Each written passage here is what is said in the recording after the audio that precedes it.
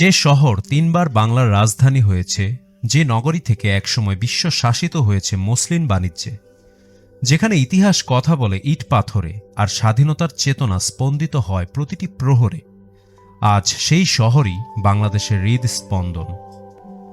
এক নজরেই জেনে নিই ঢাকা জেলা সম্পর্কে। ঢাকা বাংলাদেশের রাজধানী ও বৃহত্তম মহানগর। রাজনৈতিক, প্রশাসনিক, অর্থনৈতিক ও সাংস্কৃতিক কর্মকাণ্ডের কেন্দ্রবিন্দু এই ঢাকা জেলা। স্বাধীনতার পর থেকে রাষ্ট্র পরিচালনার প্রায় সকল গুরুত্বপূর্ণ সিদ্ধান্ত এই নগরীকেই কেন্দ্র করে গড়ে উঠেছে। ঢাকা নামের উৎপত্তি নিয়ে ইতিহাসে রয়েছে ভিন্ন মত। কেউ বলেন ঢাক গাছের আধিক্য থেকে, কেউ বলেন উৎসবের দিনে ঢাক বাজানোর স্মৃতি থেকে, আবার অনেক ঐতিহাসিক মনে করেন ঢাকেশ্বরী মন্দির থেকেই ঢাকা নামের সূচনা। ১৬১০ খ্রিস্টাব্দে সুবেদার ইসলাম খান চিশতি ঢাকাকে সুবা বাংলার রাজধানী করে সম্রাট জাহাঙ্গীরের নামে নামকরণ করেন জাহাঙ্গীরনগর। তবে প্রশাসনিক নাম বদলালেও মানুষের মুখে মুখে চিরকাল রয়ে যায় ঢাকা। মোঘল আমলে ঢাকা হয়ে ওঠে প্রশাসন, সামরিক শক্তি ও বাণিজ্যের অন্যতম কেন্দ্র।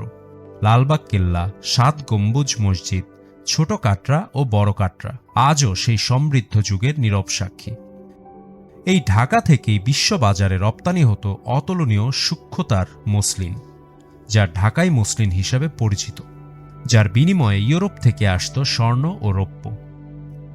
নবাবদের পতন এবং ব্রিটিশ শাসনের সূচনায় ঢাকার প্রশাসনিক গুরুত্ব কিছুটা দুর্বল হয়ে যায়, তবে ইতিহাস থেমে থাকেনি।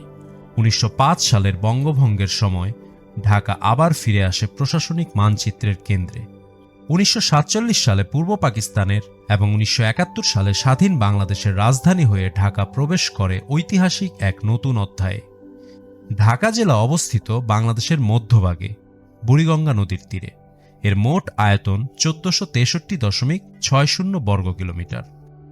জেলাটি গাজীপুর, নারায়ণগঞ্জ, মুন্সিগঞ্জ, মানিকগঞ্জ ও টাঙ্গাইল সহ মোট ৭টি জেলা দ্বারা বেষ্টিত। ঢাকা জেলায় রয়েছে ৫টি উপজেলা, ২টি সিটি কর্পোরেশন, ঢাকা উত্তর ও ঢাকা দক্ষিণ, ৫০টি মেট্রোপলিটন থানা এবং শতাধিকেরও বেশি ওয়ার্ড। ঢাকা জেলার জনসংখ্যা প্রায় ১,২৫,০০,০০০ এবং শিক্ষার হার প্রায় ৭০%। বিশ্ববিদ্যালয়, মেডিকেল কলেজ, সচিবালয় সব মিলিয়ে ঢাকা বাংলাদেশের মেধা, সিদ্ধান্ত ও গতির কেন্দ্র। ইতিহাসের গভীরতা আর আধুনিকতার গতির অনন্য সংমিশ্রণ, এই হলো এক নজরে ঢাকা জেলা।